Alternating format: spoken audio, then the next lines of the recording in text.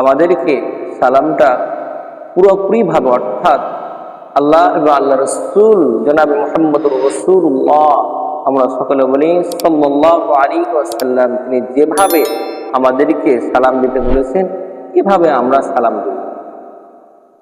আল্লাহ রসুল জনাব মুহাম্মদুর রাসূলুল্লাহ সাল্লাল্লাহু আলাইহি ওয়াসাল্লাম মসজিদে নববীতে তিনি বসে আছেন। এমন সময় একজন ব্যক্তি এসে রাসূলকে বললেন, আসসালামু আলাইকুম। রাসূল বললেন সাহাবীদেরকে, ও সাহাবীরা, যে ব্যক্তিটা এখন এলো আমাকে সালাম দিল ওই ব্যক্তিটা 10 নেকি পেল। কয় নেকি? 10 নেকি।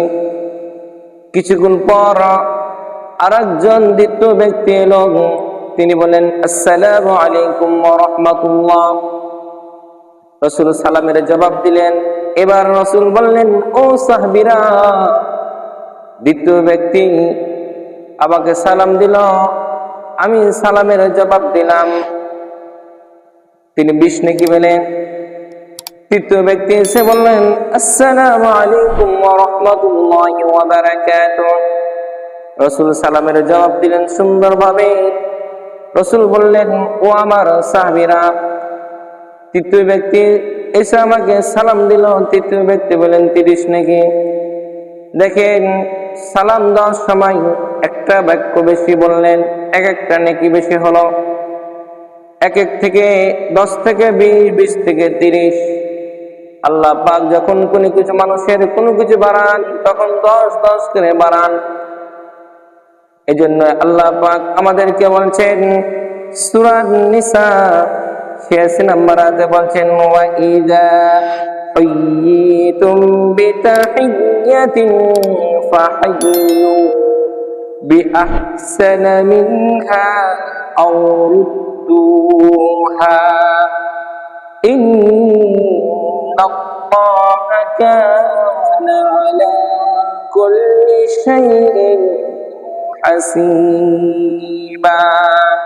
আল্লাহু আকবার। দেখেন, আল্লাহ পাক কি সুন্দরভাবে কুরআনুল কারীমে আমাদেরকে জানিয়ে দিলেন।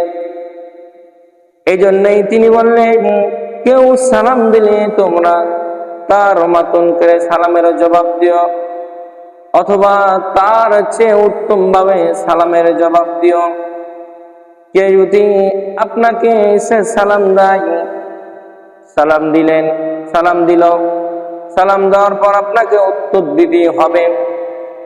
কেউ যদি আপনাকে বলেন আসসালামু আলাইকুম, তা আল্লাহ পাক বলছেন তুমি তার মতন অথবা তার চেয়ে উত্তম ভাবে দাও, কিন্তু নিম্ন মত তার চেয়ে ছোট করে সালামের জবাব দিও না। তাহলে আমাকে আপনাকে কেউ যদি সালাম দেয় আসসালামু আলাইকুম, তাহলে আমার আপনার উচিত ওয়া আলাইকুম আসসালাম। যদি আর একটু ভালো করে বলেন ওয়া আলাইকুম আসসালাম ওয়া রাহমাতুল্লাহ, সালাম মানে শান্তি, এই কথাটা আমাকে আপনাকে সব সময় মনে প্রাণে বিশ্বাস করতে হবে। সালামের জবাব দিতেই হবে, যদি আমি আপনি না দেই গুনাহ হবে। ছোট্ট একটি ঘটনা মনে পড়লো বাপজানা আমার, যুবক ভাইয়েরা আমার, ছোট্ট একটি ঘটনা মনে পড়লো, আমি আপনাদের সামনে বলছি, এখান থেকে শিক্ষা নেন। সালাম যে অন্য মানুষদেরকে দিলে সালামের জবাব যদি না দিই, ইসলামে বড় একটা গুনাহ হয়ে যাবে। এমন একটি ছোট্ট একটি ঘটনা মনে পড়লো, একটু মনোযোগ দিয়ে শুনেন, কান লাগান, আমাদের আমলের নিয়াতে এখানে বসেন, তাহলে আপনি শিখতে পারবেন। তখন ছিল খলিফা আমিনুল মুমিনিন উমর রাদিয়াল্লাহু তাআলা শাসনকাল। এমন সময় একটা ঘটনা ঘটেছিল, ঘটনা বলছি, এখান থেকে শিক্ষা নেন আর নিজে নিজে চিন্তা করেন আমি কি অবস্থা, আমার পরিস্থিতি কোন দিকে আছে। সাদ রাদিয়াল্লাহু তাআলা আনহু খলিফা আমিনুল মুমিনের কাছে অভিযোগ দিলেন, আমিনুল মুমিনিন, আমি উসমান রাদিয়াল্লাহু তাআলা আনহুকে সালাম দিয়েছি, কিন্তু তিনি আমার সালামের জবাব দেয়নি। আমিনুল মুমিনিন তাৎক্ষণিকভাবে উসমানকে ডেকে পাঠালেন রাজ দরবারে। উসমান রাদিয়াল্লাহু তাআলা তাৎক্ষণিকভাবে এসে আমিনুল মুমিনিনকে সালাম দিলেন। ও আমিনুল মুমিনিন, আপনি আমাকে ডেকেছেন নাকি? উমর রাদিয়াল্লাহু তাআলা বললেন, ও উসমান, ও আমার ভাই, তোমাকে আমি ডেকেছি। তোমার নামে সাদ রাদিয়াল্লাহু তাআলা অভিযোগ দিচ্ছেন। অভিযোগটা এরকম অভিযোগ যে তোমাকে সাদ রাদিয়াল্লাহু তাআলা সালাম দিয়েছিল, তুমি সালামের জবাব দাওনি কেন? উসমান হতভম্ব হয়ে গেছেন। তিনি চিন্তা করছেন, কখন ফের আমাকে সাদ সালাম দিলেন এরকম হতভম্ব অবস্থায়। তখন সাদ বলছেন, আমি আপনাকে সালাম দিয়েছিলাম অমুক সময়, তখন আপনি একটা বিষয় নিয়ে চিন্তা করছিলেন। উসমান রাদিয়াল্লাহু তাআলা বললেন, ও আমার ভাই, আমি বুঝতে পারিনি তুমি যখন আমাকে সালাম দাও অমুক সময়, তখন আমি আল্লাহ রাসূল জনাব মুহাম্মদুর রাসূলুল্লাহ সাল্লাল্লাহু আলাইহি ওয়াসাল্লামের একটা হাদিস নিয়ে খুব গভীরভাবে আমি চিন্তিত ছিলাম। আমি সাদ তখন বুঝতে পারলেন তার দুঃখটা, কষ্টটা, তার বেদনাটা দূর হলো। এই জন্যই ভাইরা আমার, সামনে উপস্থিতি যুবক ভাইরা, চিন্তা করেন তো, সালাম দিলেও কিন্তু আপনি সালামের জবাব দিলেন না, দুঃখ পাবে না বলেন। কিন্তু সমাজে এখন সালাম উঠে আছে, সালামের জবাব তাহলে কিভাবে দিবে? এই জন্যই আমাদের পরিবার থেকে, পারিবারিক থেকে শুরু করে সামাজিক ভাবে শুরু করে সব জায়গাতে আমাদেরকে সালামের জন্য যত কিছু করার প্রয়োজন তত কিছু আমাদেরকে করতে হবে। এই জন্যই আল্লাহ রাসূল জনাব মুহাম্মদুর রাসূলুল্লাহ সাল্লাল্লাহু আলাইহি ওয়াসাল্লাম আমাদেরকে তার জন্ম থেকে মৃত্যু পর্যন্ত সবকিছু আমাদের জন্য শিক্ষা। তিনি বলেছেন, তোমরা কাউকে যদি সালাম দাও 3 বার সালাম দিবা, 3 বারের বেশি বলার দরকার নাই। সে যদি সালামের জবাব দিলে দিল, না হলে তুমি সেখান থেকে চলে যাও। আর আপনি মানুষ ঘুমিয়ে আছেন, আপনি সালাম দিবেন জেগে থাকা লোক যেন শুনতে পায়, ঘুমানো লোকে যেন ঘুমান ডিস্টার্ব না হয়। এই জন্যই আমাদেরকে সালামের ব্যবস্থা, সালামের প্রচলন, রীতিনীতি আমাদেরকে আমাদের পরিবার থেকে করতে হবে। অনেক সময় আজ থেকে চিন্তা করে, আজ থেকে 10 থেকে 20 বছর আগে মানুষের এত আধুনিকতার মোবাইল ছিল না, এত যন্ত্র ছিল না। তখন মানুষ অমুক মানুষকে বলতেন, ও আমার ভাই, তুমি দেশের বাড়ি যাচ্ছ বা অমুক জায়গা যাচ্ছ, অমুক ব্যক্তিকে বলে অমুক সালাম পাঠাচ্ছে, তোমার কাছে সালাম বলেছে, সালাম দিয়েছে, এরকম বাক্য প্রয়োগ করে। আল্লাহ রাসূল জনাবে মুহাম্মদুর রাসূলুল্লাহ সাল্লাল্লাহু আলাইহি ওয়াসাল্লাম বললেন, ওই ব্যক্তির সালামের জবাব হবে আলাইকা ওয়া আলাইহিস সালাম। বলেন আমার সাথে, আলাইকা ওয়া আলাইহিস সালাম। এই জন্যই কেউ যদি আমাদেরকে সালাম দিয়ে বলেন যে অমুক আপনাকে সালাম দিয়েছে, তাহলে আপনি বলুন আলাইকা ওয়া আলাইহিস সালাম। আমি জানি আপনারা একটু বুঝতে পারছেন, কঠিন হলে এই ভিডিওগুলো, এই কথাগুলো আমার ইন্টারনেটে, ফেসবুকে, ইউটিউবে চলে যাবে। আপনারা সেখান থেকে শুনে, সেভাবে আপনারা শুনে আপনারা এভাবে আয়ত্ত করে নেবেন। আলাইকা ওয়া আলাইহিস সালাম। সালাম দেওয়া সুন্নাত, আর সালামের জবাব দেওয়া ওয়াজিব। আমি আপনি কাউকে যদি সালাম দেই, তাহলে আমার আপনার আল্লাহ রাসূলের তরিকা অনুযায়ী সুন্নাত পালন করা হলো। আর যদি সালাম জবাব যদি না দেই, তাহলে গুনাহ হবে, মারাত্মক গুনাহ। ওয়াজিব অর্থ ফরজের পরে, ফরজের পরে ওয়াজিব, তারপর সুন্নাত। তাহলে আমি রাসূলের তরিকা মানলাম, এখন আপনার জন্য ওয়াজিব হয়ে গেল, এই কাজটা করতেই হবে। ফরজ এরপরে ওয়াজিব, এই জন্য সালামের জবাব দেওয়া ওয়াজিব। জবাব না দিলে গুনাহ হবে। ইশারা ইঙ্গিতে সালাম দেওয়া যাবে না। আগের মানুষ নাই, যুগ জামানা পাল্টে গেছে, মানুষের রীতিনীতি পরিবর্তন হয়েছে। মানুষকে যদি মানুষ সালাম দেয়, হাতের ইশারা করে, এমপি মন্ত্রীরা চেয়ারম্যানেরা ভোটের সময় দেখা যায় তারা ভোট নিতে গেছে আপনার এলাকায়, যে আপনাকে হাতের ইশারা দিয়ে এভাবে সালাম দেয় না বলেন, এটা কখনো মুসলমানদের রীতিনীতি হতে পারে না, এটা কখনো ইসলামের রীতিনীতি হতে পারে না। কিন্তু আমরা এটাকে সমাজে প্রচলন করে দিয়েছি। চেয়ারম্যান সাহেব এসেছে, এমপি সাহেব এসেছে, কাউন্সিলর সাহেব এসেছে, ভোট চাচ্ছেন এভাবে ভাইরা আমার এভাবে চলে যাচ্ছে, এটা ইশারা। আল্লাহ রাসূল জনাব মুহাম্মদুর রাসূলুল্লাহ সাল্লাল্লাহু আলাইহি ওয়াসাল্লাম বলেছেন, তোমরা ইহুদি খ্রিস্টান মতন করে সালাম দিও না, তাদের সালাম হাত দিয়ে ইশারা করা, তাদের কি হাত দিয়ে ইশারা করা। বাপজানারা আমার, ভাইজানারা আমার, পর্দার আলে মা বোনদেরকে বলবো, আপনারা অবশ্যই বিষয়গুলো বুঝতে পারছেন। ইসলামে একটা গুরুত্বপূর্ণ বিধিবিধান হলো সালাম। এই সালাম শুধু কি আমরা বাহিরের লোকদেরকে থাকলে শুধু সালাম দেব তা না, এই সালাম আপনি ঘরে ঢুকবেন তাও আপনাকে সালাম দিতে হবে। আল্লাহ রাসূল জনাব মুহাম্মদুর রাসূলুল্লাহ, আমরা সকলে বলি সাল্লাল্লাহু আলাইহি ওয়াসাল্লাম, তিনি তার হুজরাখানায় আছেন। এমন সময় একজন ব্যক্তি এসে বলছেন, আমি কি হুজুর ঘরে আসতে পারি নাকি? রাসূল তাৎক্ষণিকভাবে বললেন, ও খাদেম, ও আমার আনাস, তুমি তাকে অন্যের ঘরে ঢোকার জন্য তুমি আদবটা শিখিয়ে দাও।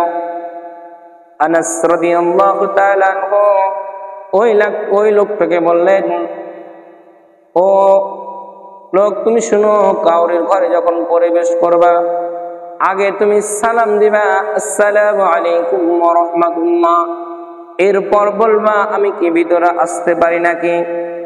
আনাস যখন তাকে এই আদবটা শিখিয়ে দিল, তখন ওই লোকটা এবার রাসূলের ঘরে দরজার সামনে গিয়ে সালাম দিয়েছেন, আসসালামু আলাইকুম ওয়া রাহমাতুল্লাহ, আমি কি ঘরে আসতে পারি ইয়া রাসূলুল্লাহ? রাসূল জবাব দিলেন, সালামের জবাব দিলেন, এরপর তাকে বললেন তুমি আসো। লোকটি আনাসের আদব শিখে রাসূলের ঘরে অর্থাৎ রাসূলের হুজরাখানায় তিনি তখন প্রবেশ করলেন। ঘরে প্রবেশের আগে সালাম দেওয়া আল্লাহর আদেশ। আল্লাহ পাক সূরা নূর 27 নম্বর আয়াতে বলছেন, ইয়া, আমার সাথে যারা পারেন এটা আমার সাথে বলেন, ইয়া আইয়ুহাল্লাযীনা আমানু লা তাদখুলু বুয়ুতান গায়রা বুয়ুতিকুম হাত্তা তাস্তানিসু ওয়া তুসাল্লিমু আলা আহলিহা যালিকুম খায়রুল লাকুম লাআল্লাকুম তাযাক্কারুন। আল্লাহু আকবার। চিন্তা করেন, আল্লাহ পাক আমার আপনার জন্য কত বিধিবিধানগুলো কত সহজ করে দিয়েছেন। আপনি ঘরের মধ্যে ব্যস্ত আছেন, আপনি কোনো অবস্থায় আছেন কেউ জানে না, কিন্তু আপনি হুট করে যদি আপনার ঘরে কেউ ঢুকে যায় আপনি হতভম্ব হয়ে যাবেন। ওই পরিস্থিতিতে আপনার কি লজ্জিত অবস্থা হয়ে যেতে পারে। এই জন্যই কাউরির দরজার সামনে ওখান থেকে আপনাকে অনুমতি নিয়েই ঘরে ঢুকতে হবে। আল্লাহ পাক বলছেন, হে মুমিনগণ, অনুমতি না নিয়ে তোমরা অন্যের ঘরে প্রবেশ করো না, আর ঘরের লোকদেরকে সালাম দিও। আল্লাহ পাক দেখেন এত সহজ ভাবে বলে দিলেন, যালিকুম খায়রুল লাকুম লাআল্লাকুম তাযাক্কারুন, এটাই তোমাদের জন্য উত্তম যাতে তোমরা স্মরণ রাখো। এরকম অনেক সময় অনেক মানুষ এই পরিস্থিতি পড়ে।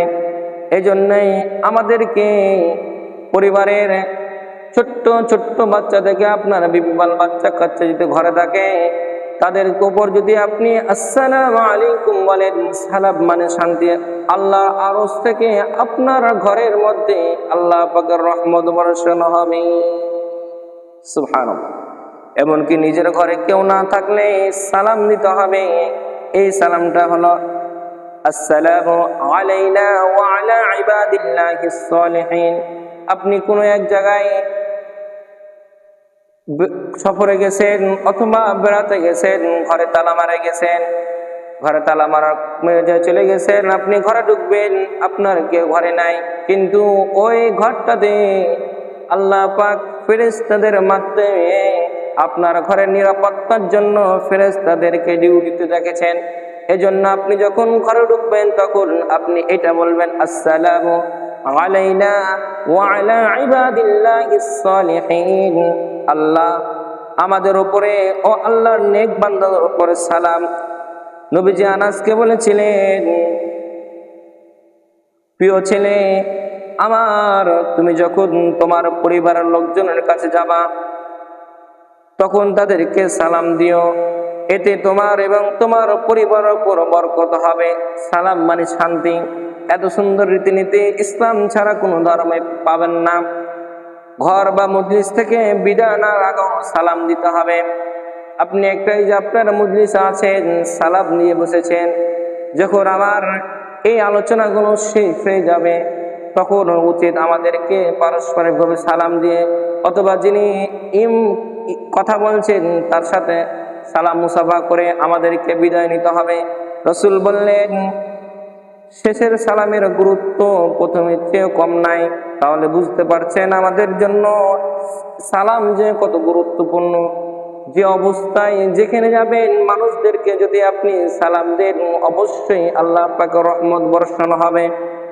এখন চিন্তা করেন, সালাম কি পৃথিবীর সকল মানুষদেরকে দিব, হিন্দু বৌদ্ধ খ্রিস্টান আপনি সকলকে সালাম দিবেন, তাও আপনাকে রীতিনীতি শিক্ষা দিচ্ছেন, এ আদম শিক্ষা দিচ্ছেন আমাদের মুহাম্মদুর রাসূলুল্লাহ সাল্লাল্লাহু আলাইহি ওয়াসাল্লাম।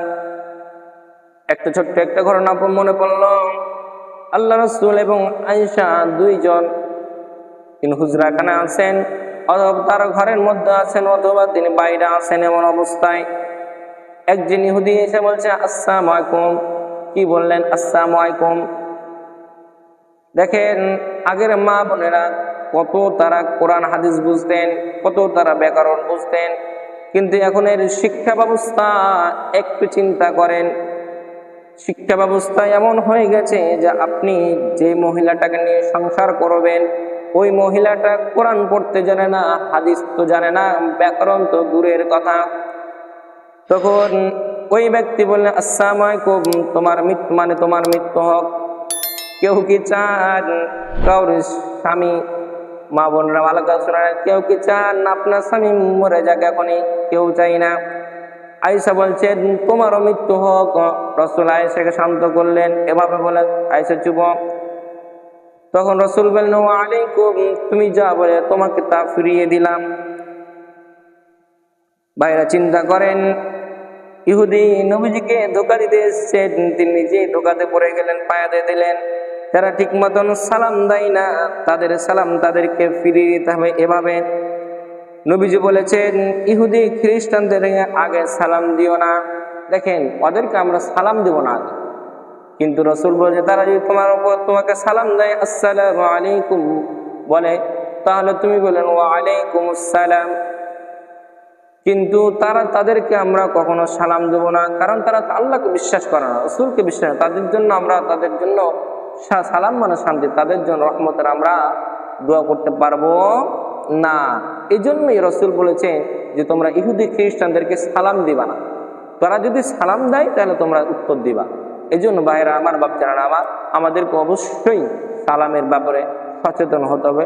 পরিবার থেকে আল্লাহ পাক যেন আমাদের সালামের রীতিনীতি যেন আমরা যেন উচ্চারণ করতে পারি, কোরআন হাদিস অনুযায়ী জীবন যাপন করতে পারি। আল্লাহ পাক যেন আমাদেরকে তৌফিক দান করে। আমরা বলি আল্লাহু আমিন। আজ এখান পর্যন্ত থাক, বাকি কথা ইনশাআল্লাহ সামনে দিনে আমরা আলোচনা করব।